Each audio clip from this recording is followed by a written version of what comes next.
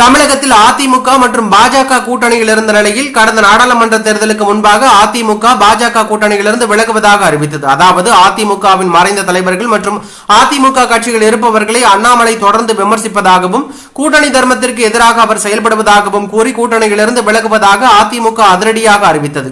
ஆனால் கடந்த நாடாளுமன்ற தேர்தலில் ஒரு தொகுதியில் கூட அதிமுக வெற்றி பெறவில்லை. இதனிடையில் 2026 ஆண்டு தேர்தல் நடைபெற இருக்கும் நிலையில் அதிமுக மீண்டும் பாஜகவுடன் கூட்டணி வைக்க வேண்டும் என்று தினகரன் உள்ளிட்டோர் வலியுறுத்தி வருகிறார்கள். ஆனால் அதனை அதிமுக மறுத்து வரும் நிலையில் சமீபத்தில் செய்தியாளர்கள் கூட்டணி பற்றி கேட்டபோது தேர்தல் சமயத்தில் கூட்டணி பற்றிய அறிவிப்புகள் வெளியாகும், அதற்கு இன்னும் நாட்கள் இருக்கிறது என்று எடப்பாடி பழனிசாமி கூறினார். இதன் காரணமாக மீண்டும் அதிமுக மற்றும் பாஜக கூட்டணி அமைக்க வாய்ப்புள்ளதாக கூறப்படுகிறது.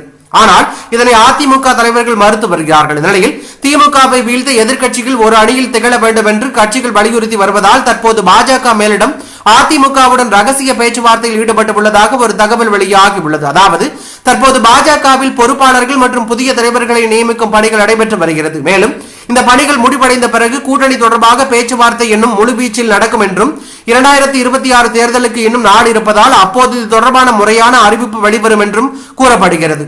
அரசியலில் எதுவும் நடக்கலாம் என்பதால் கூட்டணி வைத்தாலும் ஆச்சரியப்படுவதற்கு இல்லை என்கிறார்கள் விவரம் தெரிந்தவர்கள். இது தற்போது அரசியல் வட்டாரத்தில் பரபரப்பையும் அதிர்ச்சியும் ஏற்படுத்தி உள்ளது.